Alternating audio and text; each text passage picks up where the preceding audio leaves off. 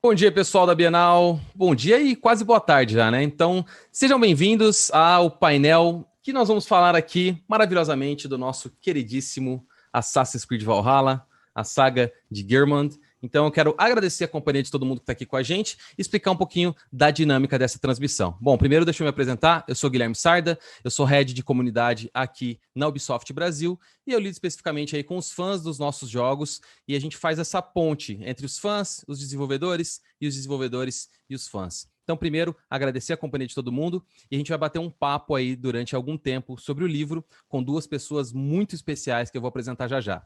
Deixa eu explicar um pouquinho para vocês. Essa vai ser uma transmissão bilíngue, onde eu vou passar as principais informações em português para vocês e vou logo na sequência traduzir para o inglês para os nossos convidados e aí depois eu trago a resposta deles para vocês em português. Então, fique tranquilo que todas as informações vão estar cobertas, tá? Então agora vamos lá, que eu vou começar a apresentar os nossos convidados. So guys, I was just talking to our friends here in Brazil that we're gonna have an awesome time here talking a little bit about our lovely German saga. But first, we're gonna talk too much about the character of German, but we need to talk about the characters of Amar and Matthew. So first of all, welcome you both, and I would like you guys, starting by you, Amar, to present yourself a little bit to everyone who's watching us at home.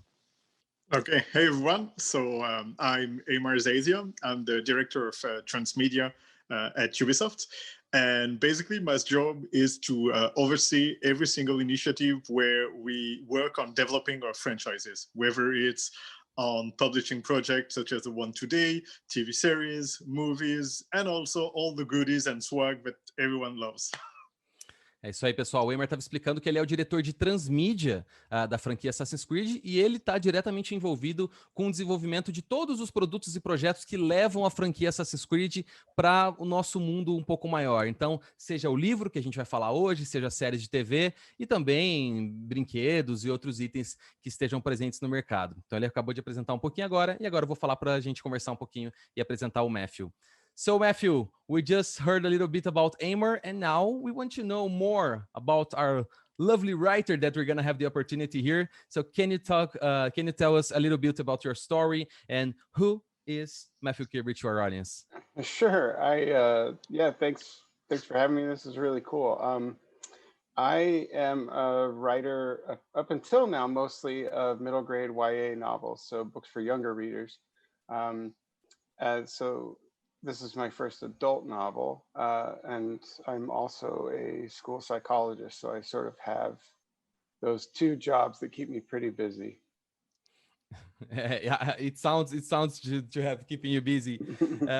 Bom, pessoal, o Matthew acabou de explicar que ele é um escritor que tem grande parte da carreira dele especializado aí no público jovem adulto, mas o livro que nós vamos falar um pouquinho aqui hoje, que está aqui, né? Comentei para vocês aqui pela Editora Planeta, o A Saga de Gearmund, é um livro que a gente vai falar um pouquinho que conversa um pouco com uma audiência um pouco mais velha do que as séries anteriores que o Matthew explicou. Ele também comentou que ele é um psicólogo de escola e esses dois trabalhos aí consomem bastante do tempo dele. Okay, guys, so introductions done. I think it's time for us to have a little bit of chat, but we are here to talk about the book.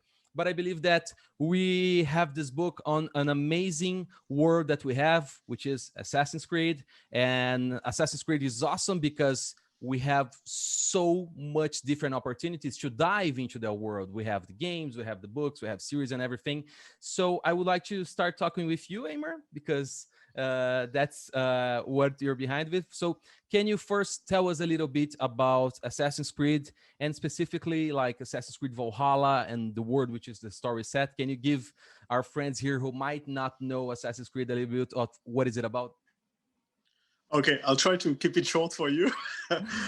So, Assassin's Creed at its core is an historical action adventure franchise. It was created like more than a decade ago on console, and first and foremost, it was a video game. Very soon, it became way more than that, and it's basically a story in which we unveil the secrets and gray area within history of mankind, where in our world we have two secret society fighting against each other. Both of them want the betterment of humanity, but they really disagree on the way to. So how to achieve like everyone's happiness. And that is the core of the fantasy of the franchise, powered by something very unique, which is the story happens nowadays. And most of our protagonists are using a machine, which we're calling the Animus, in order to get in the past and relive past event. But it's more historical tourism than it is historical travel. Like you're not getting in the past and you to change things. It's literally the nerdiest thing ever. You're getting into the past to learn something. It's to learn about someone, to learn about something that happened, but it's exploring history in order to learn stuff. And that's the core premise of the franchise. And the reason why it works so much on so many different mediums is that at core, it's something that resonates with everyone. We can talk about your story, your personal story, the story of your country. It's something that works on every platform and every single time. Pessoal, perguntei aqui, a gente vai falar um pouquinho do Valhalla, mas eu perguntei pro Eymar o que é, né, o universo Assassin's Creed, do que a gente está falando. E, bom, ele basicamente relembrou, né, que é um universo muito grande, que começou há mais de uma década nos videogames, e que o Assassin's Creed, segundo ele, aí, ele até fez uma brincadeira, que é um turismo histórico, porque dentro da história do Assassin's Creed, os nossos personagens, eles utilizam um equipamento que é chamado do Animus, né? Através do Animus, eles conseguem reviver memórias históricas para fazer essa viagem. E é com isso que fez com que no centro da história de Assassin's Creed fosse possível expandir essas histórias para outros caminhos, como a gente tem no livro agora. Então, essa possibilidade de recontar a história, ele disse assim que a peça central de Assassin's Creed é a coisa mais nerd de todos os tempos, que é basicamente reviver a história para aprender alguma coisa. E esse aprender pode ser a história de um povo, a história de uma cidade, ou então a história de uma pessoa, por exemplo. E essa é a peça central do Assassin's Creed, só que a história se baseia num caminho cinza e não contado da história, dividido entre dois grupos, os assassinos e os templários, que buscam a melhoria da humanidade, o avanço da humanidade, mas eles discordam bastante dos métodos para chegar nisso. So I was just telling about the difference in method about our Templars and Assassins that you mentioned, but can you tell a little bit about Valhalla specifically, Eymar? So Valhalla is the latest setting where the Assassin's Creed series is basically setting foot. Oh, fantastic.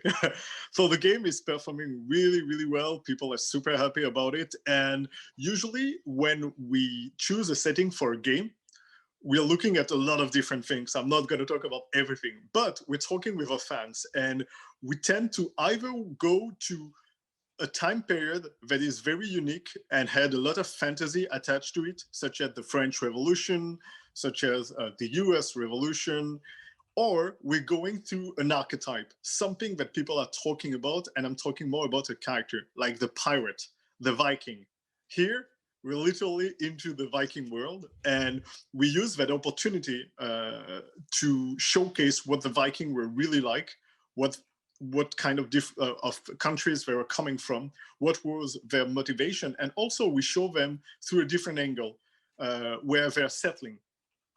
We pick that specific time period where they're settling in fact in England, which like previously, in order to showcase that there were also settlers, there were crafters, they were doing a lot of different things that we don't necessarily associate with them. We just see them like raiding. So of course there's going to be raiding, and it's awesome. But the whole idea was to depict like what could be like the real life of a Viking in the 9th century. Então, agora eu acabei de perguntar especificamente sobre o Assassin's Creed Valhalla, né? O que é? A gente tá falando Assassin's Creed, a franquia com mais de 10 anos, né? Mas e o Valhalla específico? E bom, o Valhalla é o nosso último jogo que a gente lançou recentemente, que está sendo super bem recebido, e eu quero agradecer a todos os fãs aí de Assassin's Creed Valhalla, mas o Eymar comentou uma coisa legal aqui. Ele trouxe algumas informações sobre como é o processo de seleção para escolher um novo ambiente de um Assassin's Creed. E ele comenta que eles precisam olhar várias coisas. Ele não falou que não vai comentar todos os aspectos aqui, mas para um novo jogo eles têm que escolher um período que seja muito único e que tenha uma possibilidade de fantasia também. Então ele comentou que tem tipos diferentes de seleção. Um tipo é o ambiente, como por exemplo a Revolução Francesa, ou então a Revolução Americana. E um outro tipo são o arquétipo, o personagem. Então os piratas, no caso do Black Flag, ou agora, por exemplo, que ele comentou, os vikings. E essas oportunidades, quando a gente tem um Assassin's Creed, a gente consegue contar uma nova história. Então, por exemplo, os Vikings, a gente tem uma visão, só que através do jogo e de toda essa riqueza histórica da pesquisa, a gente consegue, por exemplo, ver como os Vikings eram, o que eles eram além de guerreiros, para onde eles foram, como foi a conquista da Inglaterra, e é isso tudo, essa visão nova do povo que cada Assassin's Creed traz, e especificamente dos Vikings, é isso que Assassin's Creed Valhalla traz. So, we just talked a little bit about the franchise in general, a little bit about Valhalla, the game, but we see here that we have Valhalla, and it's more than the game. It's our book, our Gearman Saga. So it's not the first time that we have had books for the Assassin's Creed, and I have some from Matthew here, from the Last Descendant series. We have other series as well. There's not only, just like the main franchise, we don't have only a single path in the novel realm of Assassin's Creed. And now that new path takes us to Gearman Saga. It's an original story set within the game world, but it's not directly linked to it. So what made you decide on this specific route for this novel? And I would like to start with you, Eimer, and hear a little bit from Matthew as well on that decision. In fact, we started to work like that like almost a decade ago. Like it's a very old story. The thing is, at the very beginning, when we started to produce different transmedia initiatives for Assassin's Creed, we were still, I would say, focusing in our core strength, which is video game, and we were seeing transmedia and other initiative as a way to push and support the main game. Quickly enough, we pushed for something else that was more beneficial for the readers, for the fans, for the players, which was we're going to use every single medium that we have in order to produce the best project that we can for people to enjoy. So instead of simply translating a script from game to novel, what we decided was to tell a good story first, to set it in the same world. That way, somebody with no knowledge of the game could enjoy like the book by itself, and somebody playing the game would expand their universe. They would discover more about different characters, and that was the case for Assassin's Creed 3, that like the book focused on Atham and not on Radon-Ageddon. If you take the book on Unity, we focus more on Elise, and basically in the game, in Unity, you're receiving a lot of letters from Elise, and you have a counterpart, like what she's doing when she was writing was later, what adventure she was having. So it's a nice way of trying to give the best of two worlds. We want people to be able to enjoy what they're reading first and then to complement that experience. We have been working for that forever, and we think it's better for us, for the author, I hope, and for the reader, because we can all have more fun. Okay, Matthew, before we follow up with you, I'm going to translate my answer right here. So, então, assim, pessoal, eu perguntei para ele o seguinte, que a gente está indo para esse novo caminho, né? A gente tem novos caminhos, Valhalla, um novo caminho, e o novo caminho no livro é a Saga de Gearman. Esse primeiro livro, eu perguntei o seguinte, essa história, ela faz parte do mundo principal do jogo, mas ela não está diretamente ligada no jogo, né? Ela complementa. E o que fizeram eles pensarem nisso, né? E o que o Eimer comentou é que esses projetos começaram também 10 anos atrás. Quando eles começaram com Assassins, eles já começaram a pensar como enriquecer a história dos personagens e do jogador. Só que no começo, nos primeiros trabalhos transmídia, esses trabalhos e o livro, por exemplo, ele vinha para apoiar a experiência de jogo. Então, ele era um suporte para o jogo principal. Só que isso mudou um pouco. Eles veem agora que eles querem pensar em todos os outros trabalhos em volta de Assassin's Creed de uma maneira como, para quem não conhece o jogo, ou para quem não conhece o universo, ainda possa ter uma experiência maravilhosa literária, lendo esse livro, conhecendo aquela história, e para quem joga, poder ser enriquecido com isso. Então ele até comentou que isso já foi feito antes, no Assassin's Creed 3, a história do Ethan e do Connor, que eu... it's really hard for me to say Connor. You can't pronounce harder than o personagem, a história do Connor, e a mesma coisa nas outras histórias. E isso está sendo feito mais uma vez na saga de Gearman. Então, se você joga Valhalla, você expande esse universo com essa história. Agora, se você quer ler uma história que traga um enriquecimento dessa sua visão viking. O livro também é não vou dizer uma porta de entrada, mas é um portal mesmo para esse mundo, e a gente tem diferentes portais para isso. And now, Matthew, we're going to talk a little bit. So Aymar explained us about the difference of how people can join our stories, even being coming from the game or from the book, and still having a pleasant and amazing journey in that. So can you tell a little bit about what fans will get from reading this book? Yeah, I mean, they're going to hopefully get a really cool story that deepens their experience of the world of Valhalla, that adds a different kind of layer to it, gives them a different perspective on some of the same events that are taking place in the game. Like when I first started working with Ubisoft on the Last Descendant series, which is it's a series for teens, and like you said, it's an original story. But I remember when I was first having the conversation with Aymar, and I was sort of deciding if I wanted to do that. And I mean, I did, like I totally did, but I really wanted to understand what Ubisoft was looking for, because I knew it wouldn't be as interesting to me if they were just looking for a retelling of stories that they had already told in the games. But the thing that sold me was when Aymar said, look, we don't publish books to sell more games.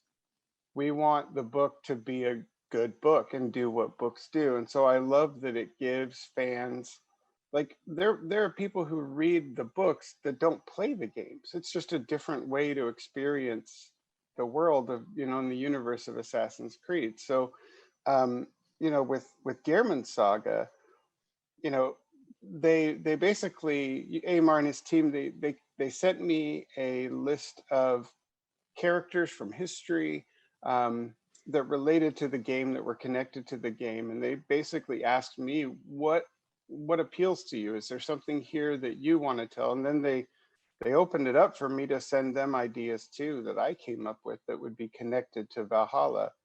And right away, I totally kind of latched onto Gehrman and his brother Hammond.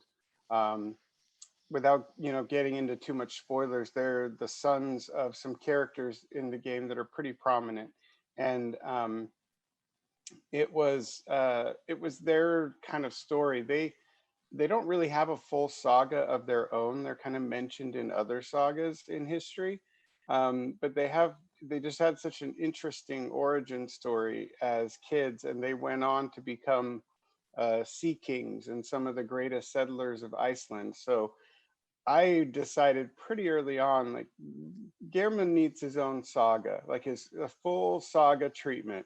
And I knew I was only going to be able to tell one part of that, and so it's the part of his story that overlaps with the events of Valhalla. So he's right there experiencing a lot of that same stuff, just from a different perspective than Eivor would in the game. Ok, so thank you so much for that answers. Então, pessoal, eu acabei de perguntar aqui o seguinte, perguntei para o Matthew, tá, mas o que os fãs podem esperar dessa história, né? A primeira coisa que ele comentou é que a história realmente aprofunda o que eles estão vendo no mundo do Valhalla, só que ele trouxe um pouquinho da história dele trabalhando nesses livros, e ele disse que quando o Matthew começou a trabalhar com a Ubisoft na série Last Descendants, ela era uma história original, e ele sempre falou que ele queria trabalhar com histórias originais e nas ocasiões onde essa história fosse complementar o jogo, que ele não queria só recontar a história do jogo em livro. E foi aí que o Aymar falou para ele, olha, a gente não publica livro para vender mais jogos, a gente publica livros para eles serem bons livros, para as pessoas terem uma boa experiência. E ele comentou exatamente que muitas pessoas leem os livros e não jogam os jogos. Eu sou um exemplo disso. Eu tenho uma prima que sempre que eu vou na casa dela estão todos os livros mais recentes do Assassin's Creed. E na primeira vez que eu conversei com ela, anos atrás, ela nem sabia que era uma franquia de videogame e adorava os livros. E é por isso que ele trabalha para o livro ser muito legal. E quando o time de Assassins com o Aymar mandou as histórias para o Matthew com vários personagens, ele mandou uma lista de personagens históricos que faziam parte do mesmo período do Valhalla. E ele perguntou assim, cara, veja esses personagens e o que te interessa? Qual história aí dentro você quer contar? E ele já viu que queria contar a história do Gehrman e do seu irmão. Ele comentou, sem dar nenhum spoiler, que eles são filhos de personagens importantes do jogo. eles não possuem uma saga própria, no sentido das sagas históricas escritas dos vikings, eles não possuem uma saga escrita sobre eles, então o Matthew pegou para ele a tarefa de escrever essa saga para falar da origem que eles têm incríveis como crianças e se tornando grandes líderes aí no território islandês e tudo, e ele decidiu logo do começo que ele precisava dar para o Geirmund esse tratamento de saga. E eu vou voltar a falar um pouquinho sobre ele. So I was just telling everyone that you mentioned about that having the chance of giving Geirmund that saga treatment. And can you tell us a little bit about Geirmund and why the book focuses on him and his story specifically, Matthew? Yeah, so Geirmund in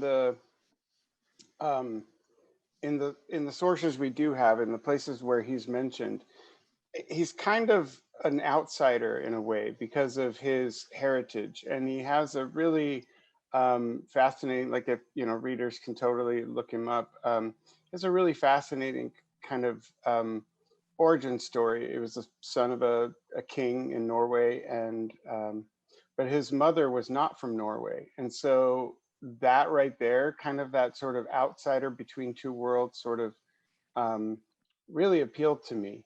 And also, the fact that he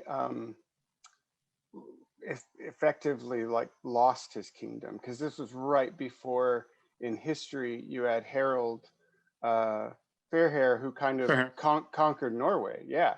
And so I kind of thought that would be a really great beginning point for someone who was the son of a king, lost the kingdom, and now has to go out and make their own way, right? Like, that's just like the beginning of a great story.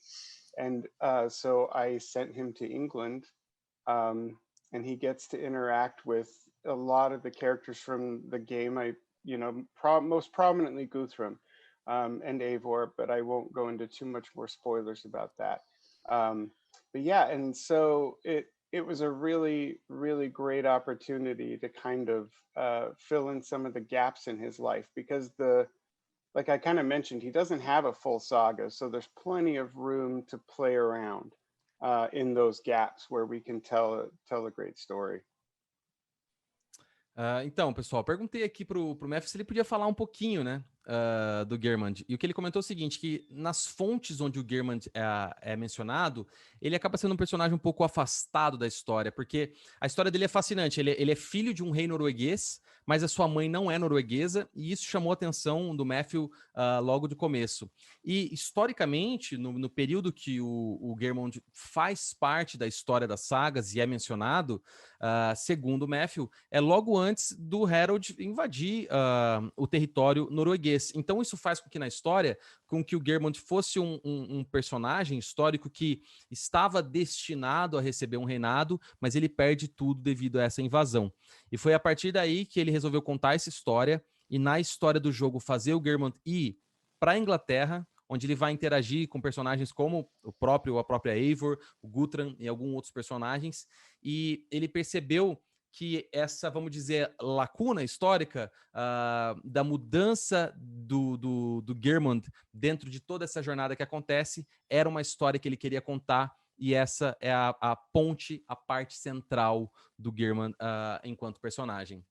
So, Matthew, we talked a little bit about the character, about the book, and like we mentioned before, you've worked on some other Assassin's Creed young adult novel, and now we are telling a story of a Viking character, and which talks and connects to another audience in this case. And how did you approach that? How did it change, and how did you work on bringing that story and that saga to a different audience that you were connecting before?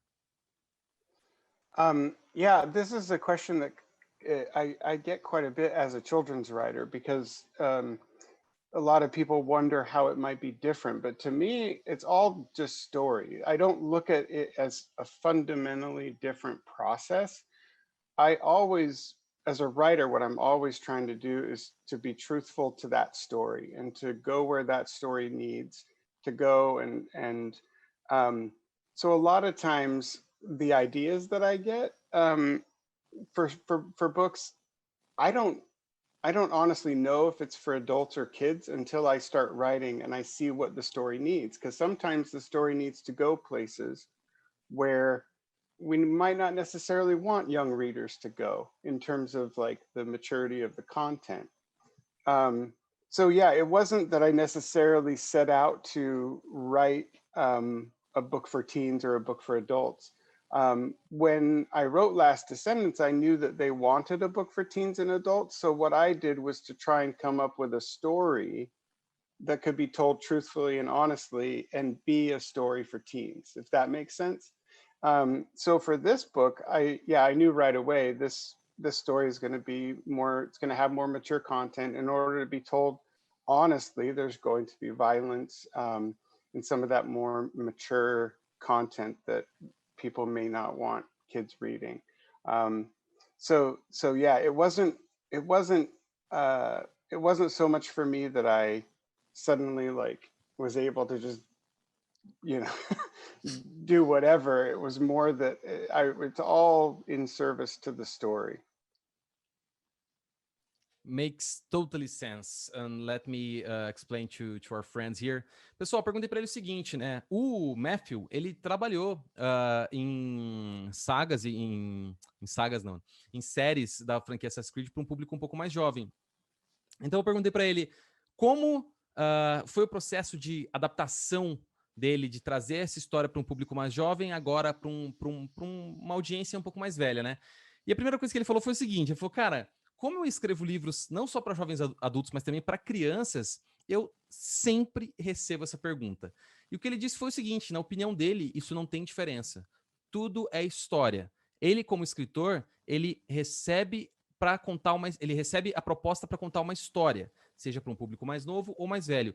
Ele até diz que muitas vezes, quando ele recebe o convite para contar uma história, ele nem sabe qual é o público-alvo. Ele começa a trabalhar para onde ele acredita que essa história quer levar, e se for necessário, aí ele começa a fazer as adaptações necessárias para levar essa história para esse público. Então ele comentou, quando ele estava escrevendo a série que a gente tem aqui, né, algumas das capas do Last Descendants, ele falou, nesse caso, eu sabia qual era o público que a gente estava querendo atingir. Então eu trabalhava nisso. Agora, quando eu começo a trabalhar uma história sobre um personagem viking, naturalmente eu sei que eu vou ter temas como violência, que eu vou ter temas mais adultos, que muitas vezes as pessoas não vão imaginar que um público mais jovem, que crianças ou até mesmo jovens adultos mais para as primeiras idades vão ler. Então, para ele, ele vê que o trabalho dele é contar a história, é trazer essa história e aí sim ver as necessidades de como adaptar para cada público. Mas ele, como escritor, acha que o importante é trazer a história primeiro e pensar para aí adaptar como vai ser isso para cada público. That sounds totally amazing, because you can have a story and go any direction you want, and then you can adapt on what the needs that you have. So it's really cool to hear your work process on that, Matthew. I want to talk to you guys now, but about one of the things that I think everyone loves, and not only fans. I would say, I was going to say Assassin's Creed fans love, but I think that everyone loves, which is the historical part of our franchise. And so Valhalla follows the story of the Viking invasion. Like you mentioned, we have a huge part of the story on the 19th century. And what sort of research goes into creating a story? And we have to remember here that we need to create a story, and we have, I believe, 2 or 3 paths here. You guys need to be worried about historical accuracy, but also about the fictional part of our journey, which makes Assassin's Creed so much lovely, of seeing those characters playing a part on the stage of history, but on the own Assassin's Creed way, and also being pleasing to the gaming audience. So can you guys talk a little bit about research and the historical part of it? And I'm not sure who wants to start on this one, Eimer or Matthew? I can, and then go ahead. We'll move on, because there was also specific research for the book. But for the game in general, as you know, most of the time we're working with historian. So one of the first things is we try to find a pivotal moment in mankind's story. in you, like in order to find out like something that would be interesting. Like usually what you want when creating any form of narrative is some drama and tension. You want something where, you know, not everything is going according to plan. That way you're going to have like opposition, you're going to have faction, you're going to have things happening. So the idea was with the Viking to find, because we wanted to go with the Viking, to find a specific time period where the Viking were not just invading and going everywhere across the globe like they did in the Mediterranean Sea, Constantinople. Like we wanted them to be settled at a specific place so we can tell and craft story around that place. And like one of the great momentum was literally like the birth of the Kingdom of England with Alfred the Great. So we found that period of time, the character that we had were absolutely amazing. And as you know, we have researchers. So it's not like purely and only historian. Like those guys are doing historical research, not only on the time period and the character, but we need to understand how people were living, like what was their hobby, what they were doing, how they were working, what kind of clothes they had, what kind of even like key set and stuff they were using in order to protect their house, what kind of defenses they were having around like cities and stuff like that. So we do a lot of research, and then we choose what we keep, and we choose what can be pushed a bit in order to have like more fantasy and to be more useful to a game. Like we're gonna exaggerate sometimes proportion, distance, because it's, as you said, one of the constraints is it's still a game and it needs to be fun. So we're saying that history is our playground because first and foremost, we want people to be able to play with it. We want them to discover a lot of things, to learn a lot of things, but we want the story and the gameplay to be fun. So of course, we're gonna have like a Hollywood treatment to whatever we're doing. But afterwards, we have been contacted a lot of time by teacher, museum, universities, and we try and we work with them. So we let them use all the content we've created, all the stuff we've been working on. We've been partnered with lots of them. And one of the new things we created, talking about historical research and how to see the research in game, is the Discovery Tour that was released like first on Assassin's Creed Origins, then here. We're still working on new stuff, so you'll be happy. But the idea is we let people enjoy every single research we've done. We tell them what was right, what wasn't really existing at the time, but was added in the game. And we removed the whole gameplay, like big gameplay aspect. You won't have to run on the rooftop, like chase somebody, fight or whatever. It's just about enjoying the world the way it is. So we have a huge database about every single stuff you can imagine from the time period.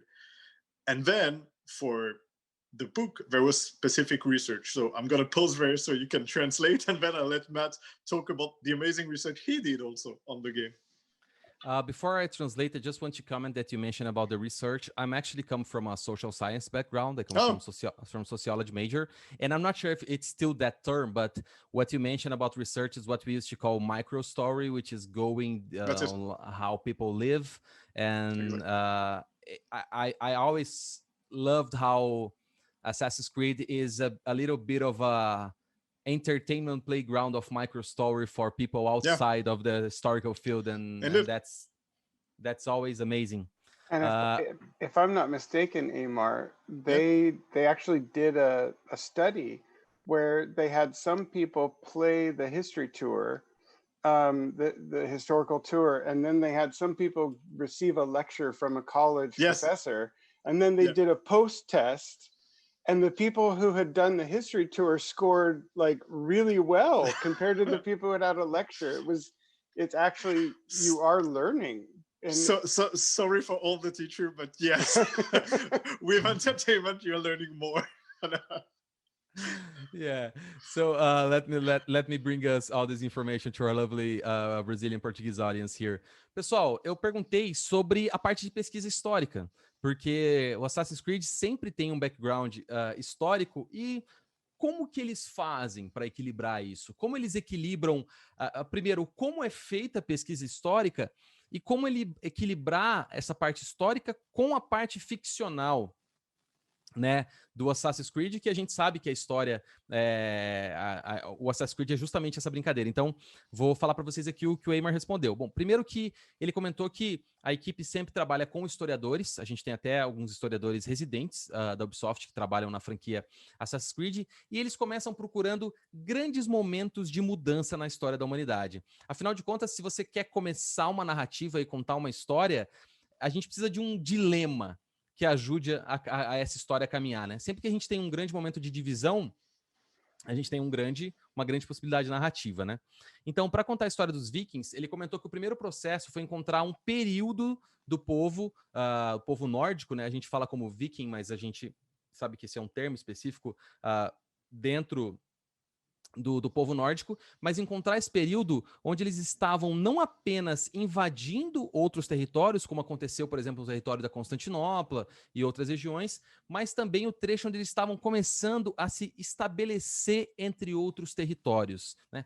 Passar a ter vamos dizer, uma vida dentro desse universo e que isso trazia a possibilidade de contar uma história ainda mais interessante. E aí, além dos historiadores padrão, a equipe, assim, quando eu digo padrão, os historiadores da equipe interna, eles possuem outros pesquisadores. E esses pesquisadores, eles se concentram numa coisa que a gente chama de microhistória.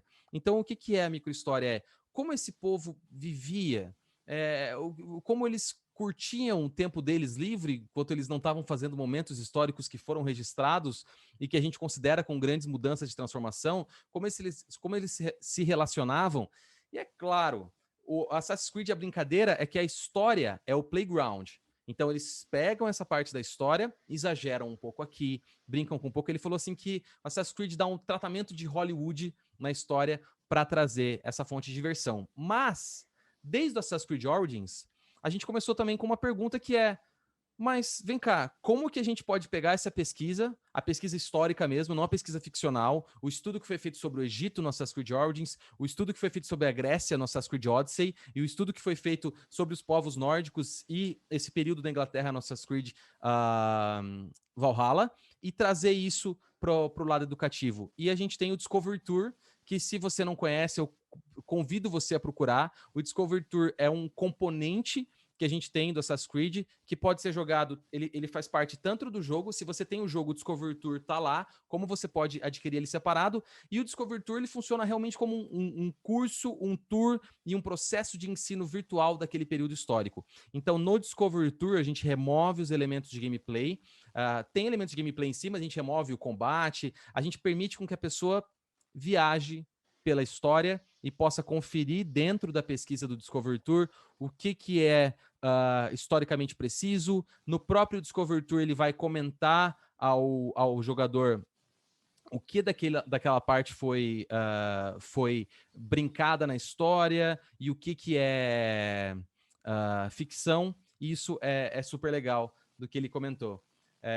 So I was just telling your friends here a little bit about the Discovery Tour, which we all love, and we had the opportunity of seeing it in Origins and Odyssey. And we actually had a comment here from the audience where Luis mentioned, yeah, to be quite honest, I had good grades on lots of tests at school because I was going through the historical part of Assassin's Creed. And lots of people are commenting that that's the part where they love the most of combining history and fiction, and I think we love as well. Yeah, that's the best compliment ever, because at core we're all geeks and nerds and we love history, but we're not making games, that are specifically intended at having people learning. It's like the best side effect ever. So because we put so much passion in it, we decided to share it with, kind of Wikipedia entry in the game, and we have glossaries and lots of info, and then the Discovery Tour. But it's one of the most amazing stuff when we have people that discover a passion or start learning, start going on Wikipedia, watching TV shows and stuff about like Vikings, French Revolution, whatever, because of the game. It's like we've won. It's like it's kind of like a bleeding effect of the game that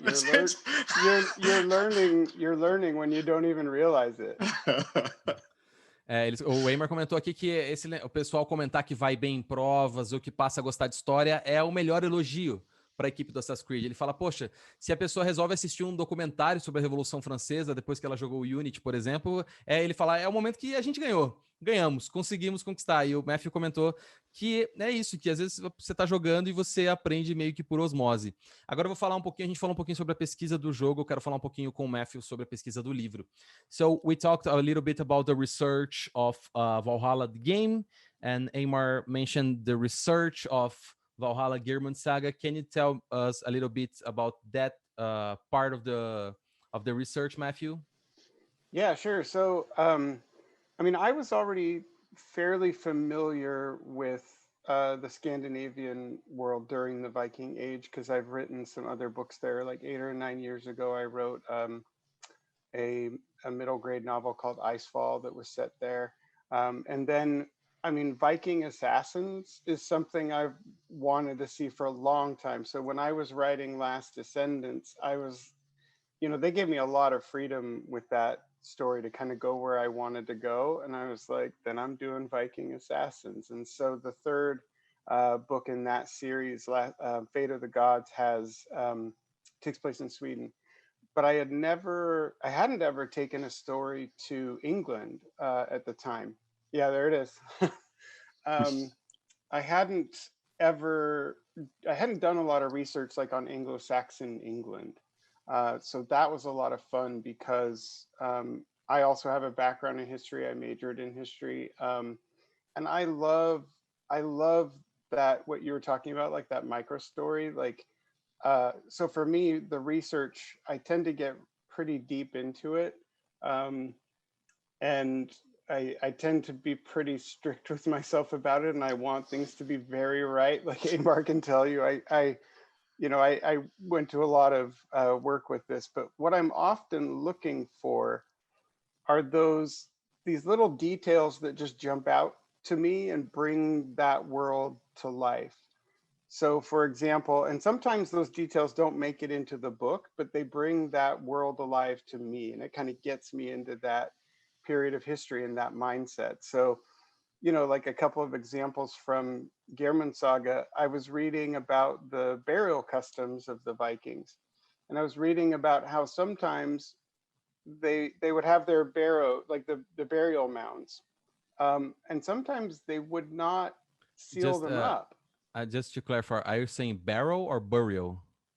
Well, the barrow mound is kind of what they refer to as those of burial mound. So I was using two words. They probably sound similar. Okay. But they would sometimes leave those open, and they would visit them routinely, and they would sometimes take food and leave it outside the tomb. And it wasn't that they thought that the people in the tomb would eat it, but they were still alive to them in that way. And that's sort of one of those little details that brings a lot of drama and story to life. So yeah, I'm always looking for the little details like that really get me into that period of history. Thank you. Pessoal, perguntei aqui para ele um pouquinho sobre a parte de pesquisa em relação específica ao livro. E o que o Matthew comentou foi primeiro que ele já conhecia um pouco do mundo escandinavo no período viking, porque ele leu vários livros sobre o assunto e ele, na verdade, já escreveu um conto que se passava nesse período. Agora, assassinos vikings, no sentido de assassinos dos personagens dos Assassin's Creed, era o tipo de personagem que ele queria ver há muito tempo. Ele falou desde quando ele trabalhou no Last Descendants, O Destino dos Deuses, já tinha uma parte da história que flertava com isso, e para ele foi super divertido fazer essa parte. Agora, o que ele comentou é que ele não tinha pesquisado tanto sobre a Inglaterra anglo-saxã. Ele tinha esse conhecimento mais sobre o povo escandinavo, só que para o povo inglês do mesmo período, ele teve que fazer uma extensa pesquisa histórica. Ele comentou que ele também tem um background de formação em história e ele adora esse conteúdo de microhistória e entrar muito na parte de pesquisa. E diz também que ele é super metódico, a ponto de, às vezes, isso ele ter que saber como equilibrar em relação à história de ficção que ele conta. Ele falou que o que ele mais gosta durante o período de pesquisa é encontrar pequenos detalhes no material de pesquisa que permitem dentro da história fazer esse mundo parecer mais vivo. E ele comentou, por exemplo, que quando ele estava lendo sobre o Geirmund, ele viu que o povo da região ali, não sei se claramente se da Noruega ou de cada país ali, porque a gente tinha variações de cultura, naturalmente, entre esses povos, mas eles possuíam uma prática, por exemplo, de onde alguns entes queridos estavam enterrados, eles levarem comida para essas pessoas, para essas pessoas não, né? Na verdade, ali para o sepultamento. E não que eles tinham uma visão de que a pessoa estava viva ou iria comer nem nada, mas não que era um gesto cultural que eles traziam ali. E ele falou que são esses pequenos detalhes que, na opinião dele, ajudam a contar a história. So we have a question here. Let me see. So Marlon asked a question, which I think it's a continuation of your previous answer, Matthew. So Marlon asked, when you're writing a book with such historical background, how is the work done by the author to make sure that details from the cultures that are on the front line of the story here will be portrayed in the best way possible? I think it's a continuation of what you just answered, but do you want to add anything to that? Yeah, well, I mean, I'm usually trying to check multiple sources. Anytime you're looking at history sources, you have to kind of ask yourself a few questions like who wrote it and why did they write it? One of the interesting things about Vikings in particular is that they didn't leave written records. That was not, I mean, they had rune stones and they had a physical culture that they left behind with archaeology, but they didn't leave behind, the sagas weren't written until a couple of centuries after the period that the Game and Geirmund saga take place. So the historical sources that we have from that time period were written by the enemies of the Viking. Like they were written by the Saxons and Alfred the Great and his chronicle, like the Anglo-Saxon chronicles. So that means that looking back on it, we have to kind of take that perspective into account. And they were writing from a certain angle. So yeah, so whenever I'm doing research, I'm trying to find multiple sources and I'm trying to ask myself, you know, how reliable is this source? Because I do want to get it right. That's really important to me. So it's a lot of work, but it's also really rewarding.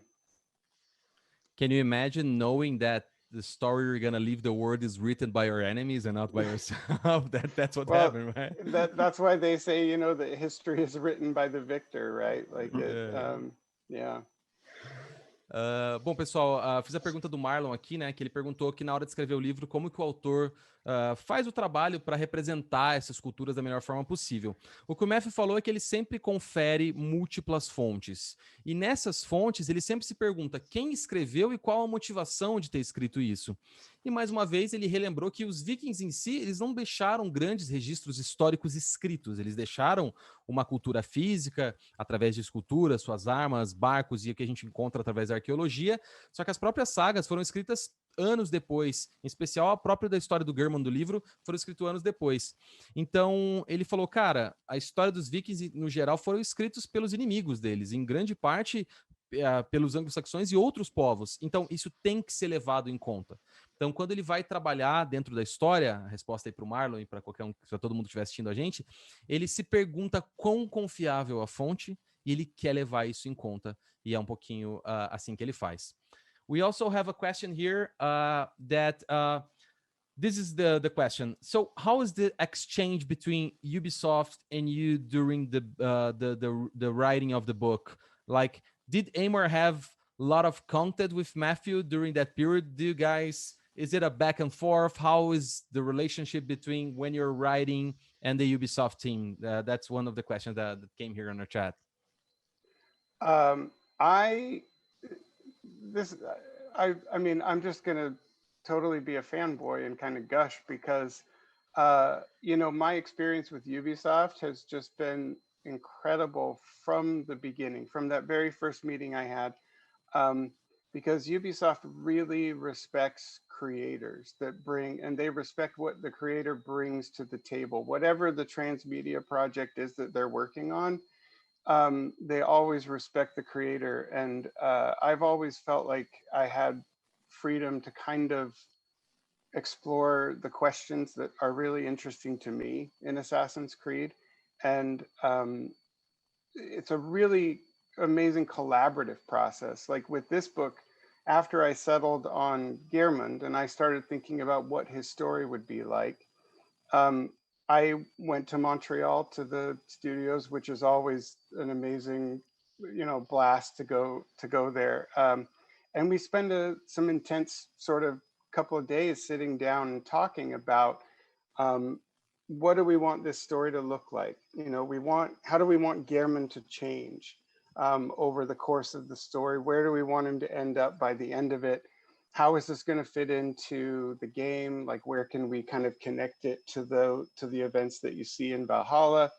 And it's a real sort of that process of, one idea, and then somebody else will produce an idea, and that will lead to a new idea. And it's it's electric. It's really a cool process. And I think that kind of collaboration produces something that is greater than the sum of its parts. It's certainly different in a really cool way from what I would just sort of come up with if I was just doing it on my own. So I like writing stories that are just mine, where I'm the only cook in the kitchen.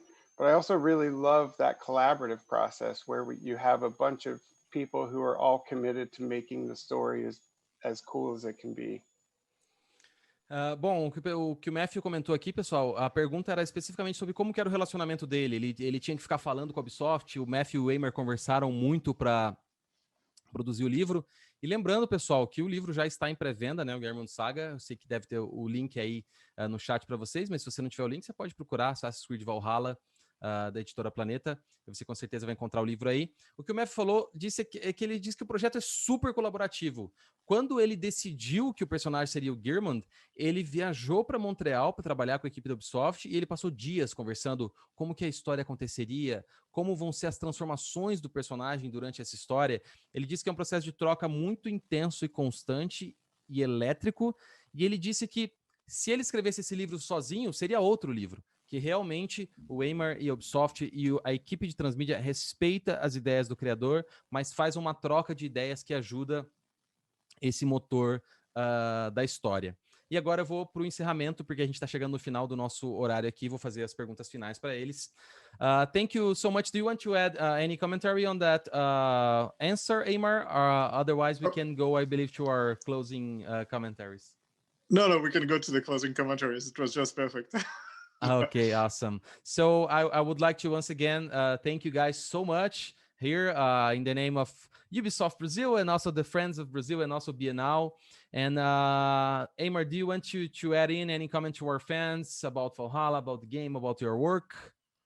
Well, there's still a lot of things coming on Valhalla. We have lots of DLC planned ahead. We're going to have the Siege of Paris. We're going to discover Ireland. So there's a lot of cool things coming up the way. But I want to take just a tiny occasion to thank the whole Valhalla team that has released an amazing game in a very difficult context. Like 2020 has been rough for everyone. It's not very easy. Making a game is already a crazy experience in those conditions. It's such a great achievement. So kudos to everyone that made it possible, from the IT guys to QA to every single person allowing us, like all at Ubisoft, to work remotely, to be safe and to continue making really cool projects. So that's it. That's my thank you. O Eimer, ele agradeceu os fãs e agradeceu também a equipe que desenvolve o Assassin's Creed, toda a equipe, o pessoal de QA, de programação, de TI, de desenvolvimento do jogo, sobre como terminar o jogo nesse ano de 2020, que a gente sabe o ano incrivelmente difícil que a gente teve em todos os campos. E ele lembrou também que tem muita coisa vindo ainda Assassin's Creed. Tem as DLCs, a invasão de Paris, tem muita coisa que vai vir na história ainda. Então ele só lembrou que o ano está chegando ao fim, mas a jornada do Valhalla ainda tem muita coisa para acontecer, e agradeceu todos os fãs. And you, Matthew, do you want to send any shout out or any commentary additional here at the end of our lovely panel? I thank you once again to Eimer and his team, Caroline, all the people at Ubisoft who gave me another opportunity to come over and play with their toys.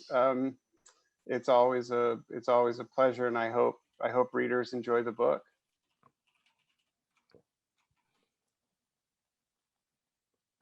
Sorry, I had lost my window here. I'm back. O Matthew só quis agradecer aqui aos leitores. Espero que a galera tenha curta muito o livro. E agradeceu também a Caroline, o Eymar e toda a equipe da Ubisoft que ajudou ele a trabalhar nesse livro. E disse, bom, espero que a galera curta a jornada do Gearman. Pessoal, eu vou agradecer vocês aqui. Muito obrigado. Vou encerrar com eles agora. Thank you guys so much. Thank you, Eymar. Thank you, Matthew. And thanks everyone who was watching with us today. Hope you guys have an awesome end of year. We still have, like Eymar mentioned, an amazing Valhalla journey coming, even on the game, on the book, on the DLCs, and on our lovely community all around the world, being on any social media or group that you make part. As a community manager here in Brazil, I'd like to thank you for the love for Assassin's Creed and all of our games. And hope you guys have an awesome time. E o pessoal aqui do Brasil, mais uma vez, muito obrigado, galera, pelo painel. Espero que vocês tenham aí um dia incrível e continuem curtindo a Bienal. Obrigado. Thank you. Thanks.